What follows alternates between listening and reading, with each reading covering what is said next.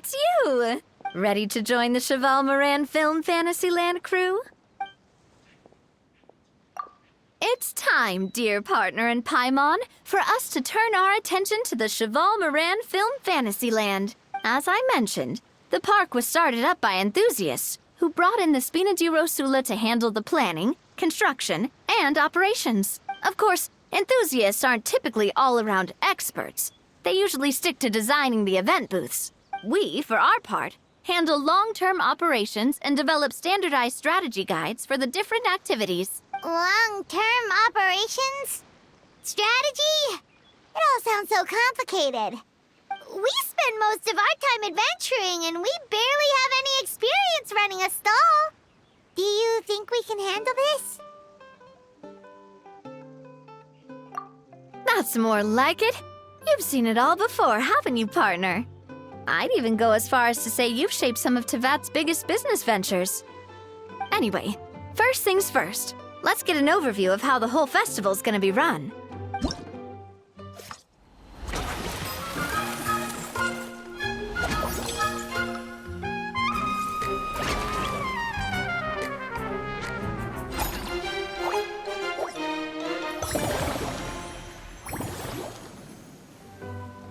As you can see, our Fantasyland's a bit like a sugar-free macaron right now.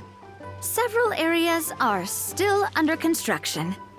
The Spina's only been able to hire a limited number of craftsmen. Besides, we don't have enough experience to handle multiple projects simultaneously. That's why I chose to adopt a time slot-based planning method, so we can focus on specific tasks during each designated period. Upgrading facilities, expanding the venue, hiring staff.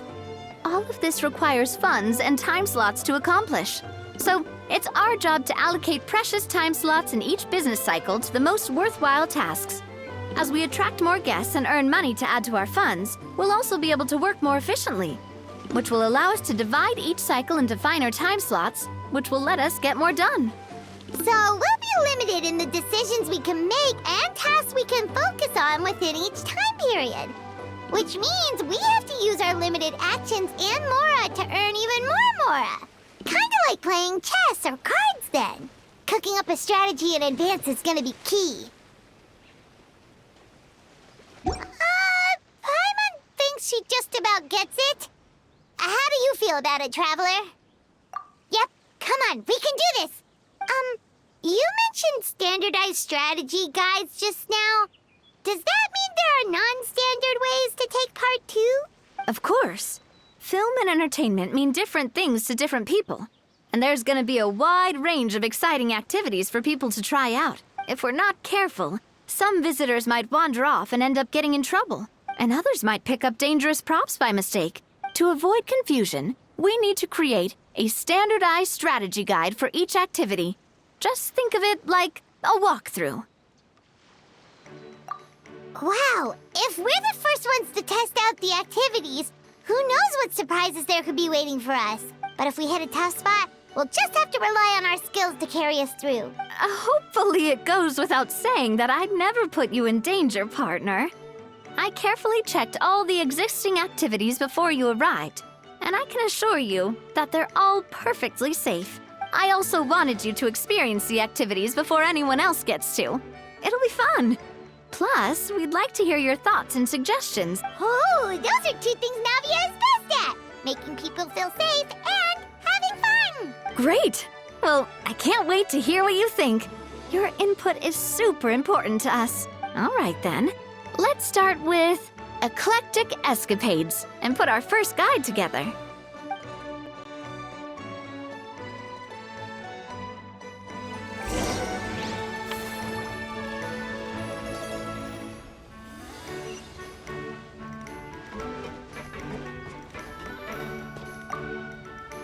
All right then, time to try out Eclectic Escapades. I'll leave the strategy guide to you guys.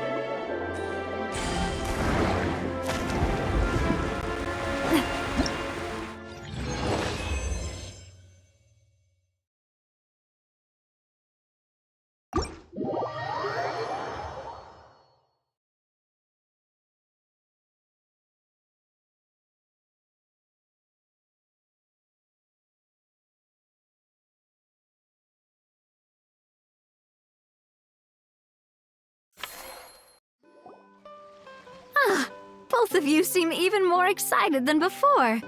Looks like your first trial run didn't disappoint. Paimon hasn't actually watched that many films, but after trying it out, she might just be hooked! We should check out the film that it's based on! Great job, Paimon.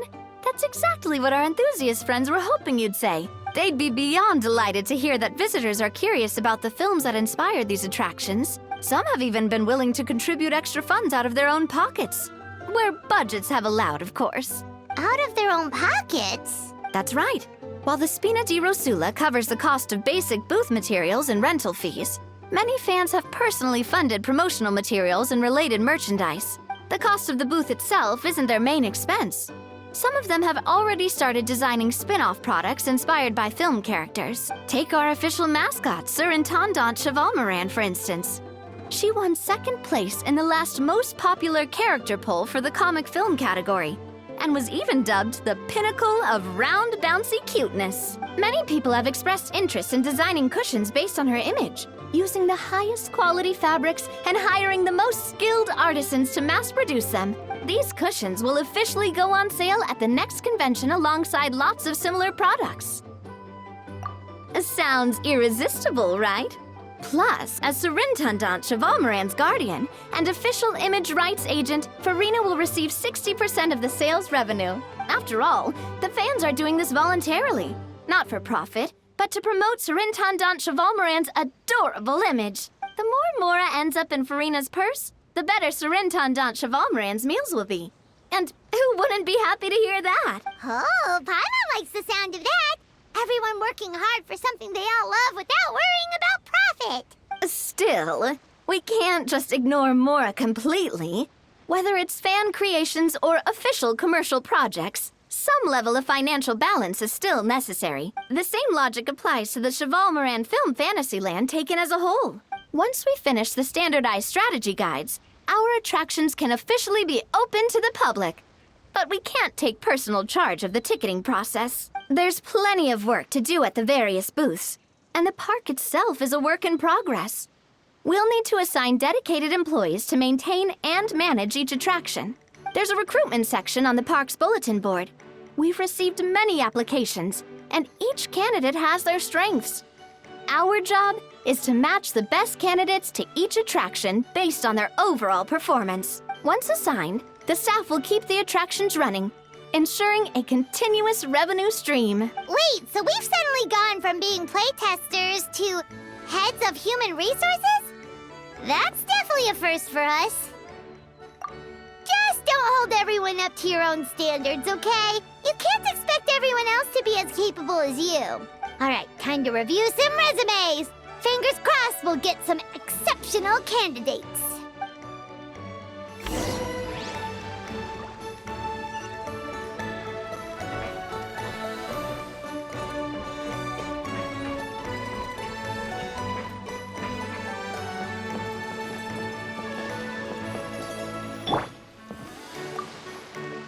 When reviewing resumes, pay attention to each applicant's area of expertise.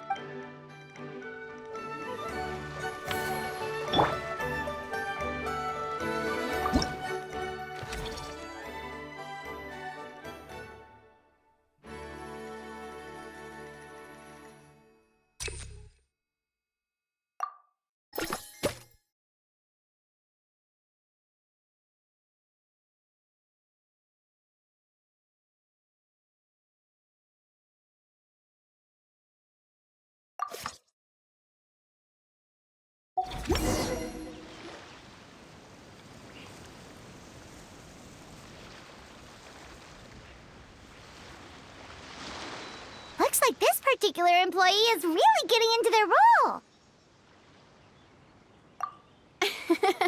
You're both doing great. You sound more like bosses than I do. In any case, with this, the Cheval Moran Film Fantasyland is now officially open. Running a theme park is a long-term project. You won't make much if you try and rush it. We're just about done with our current work setup, so let's take a short break and wait for this cycle's revenue report to come in.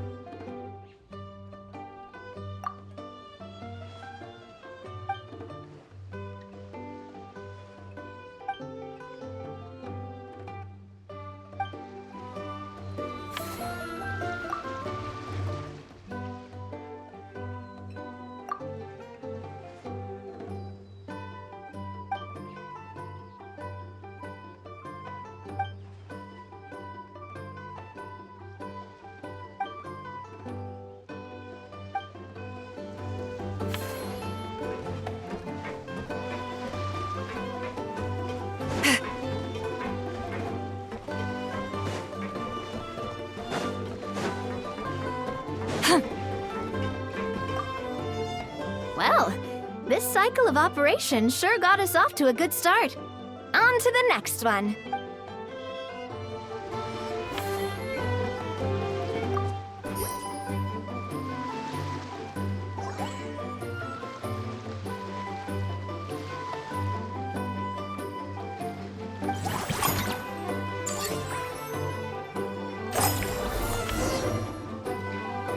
Well, the numbers might not look that impressive, but given that we're just getting the ball rolling, I'd say that wasn't a bad start. Building on this momentum, we must consider rolling out more unique business strategies during the next cycle. To draw in the crowds, I've invited one of Fontaine's very own celebrity chefs, my good friend Escoffier. She'll be performing right here in the amusement park's restaurant.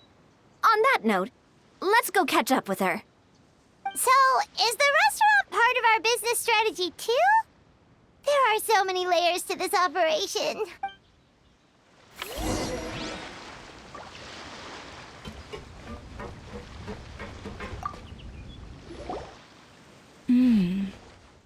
The restaurant is up to standard, and the waterside location will make for a unique dining experience. The beautiful scenic reflections in the water create a stunning backdrop, lifting diners' spirits and allowing them to truly savor their meals. Ingredients, check. Cooking utensils, check. Looks like we're ready to rumble. Hey there, Escoffier! Oh, my employers are here. The president of the Spina di Rasula, plus the famous traveler and Paimon.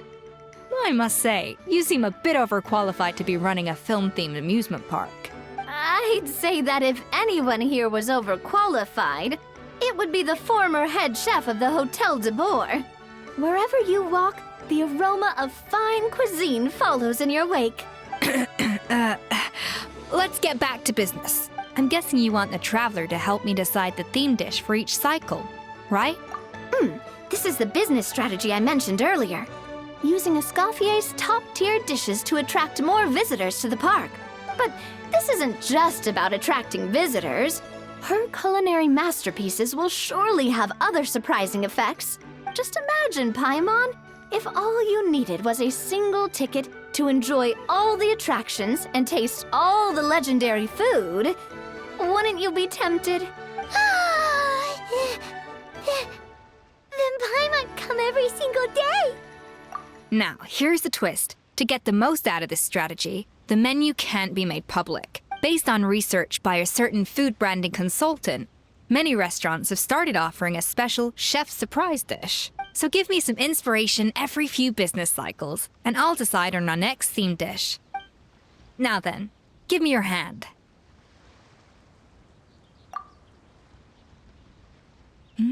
A warm and energetic feel. Your hands are calloused from wielding your sword, but still quite delicate. When you grasp its hilt, it's like you're holding the bow of a violin.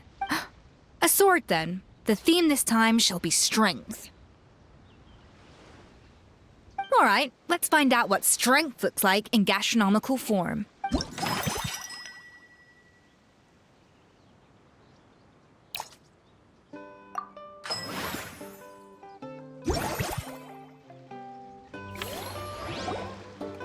I've refined the sauce for these barbecue ribs. It's a richer flavor than the classic version, but not at all greasy. The mint extract in the seasoning leaves a refreshing aftertaste, perfect for indulging yourself after a fun-filled day. But if you ask me, I'd say the artisans need these more than the guests. The artisans? As I'm sure you've noticed, this park isn't quite finished. A serving of these barbecue ribs should help the artisans replenish their strength much more quickly. As their bosses, you have an obligation to provide meals for them. So why not invite them to dine here? Who knows? The morale boost might even improve their productivity. Oh? If I recall correctly, you once served up some special fish and chips for the porters over at the Fleuve Sandra. For several days after, the workers were all incredibly efficient. They'd finish 8 hours of work in just 5. And then, because they clocked out early, they'd come back completely refreshed the next day. Then there's no time to lose. Go invite the artisans over while these ribs are still hot. I'll prepare some side dishes and desserts too. That's a great idea! You really live up to your reputation, Escoffier! Looks like these themed dishes are gonna make a huge difference after all. We'll have to make sure we check in with you regularly. The artisans are pumped and ready to roll thanks to that themed dish. And perfect timing, too. Let's take this chance to take the facilities of our eclectic escapades to the next level. That unique aroma. I wonder how you'll inspire my cooking this time. I'd say it's quite similar to working at the tavern in the Fleuve Sandra. There's something special about seeing diners' faces light up when they taste your food. You don't get that working in the closed-off kitchen in a grand hotel. If something like this comes up again, just call me. Don't worry, we know each other. No commission fee needed. I won't take a single mora.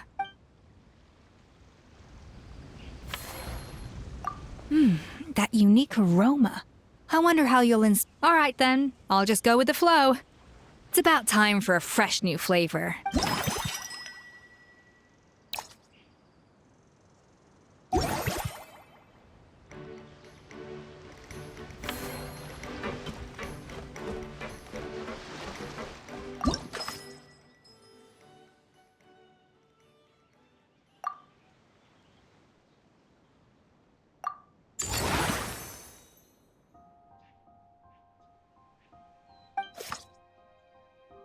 We should be able to attract more customers by upgrading the stall, don't you think? That's right. Based on my business experience with the Spina di Rosula, I've quantified the service value to help you intuitively understand how satisfied customers are with each stall. An attraction will reach its ideal revenue only when its service value meets customer expectations. As we improve and expand our facilities, expectations will also increase accordingly. When that happens, we can deploy more capable employees or invest funds in training to enhance our employees' skills.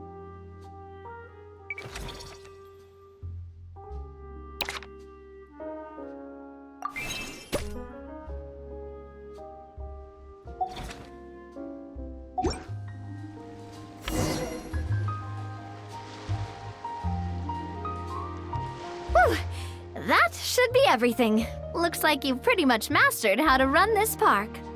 Huh? Have we really? Thinking about it, we have learned quite a lot, haven't we?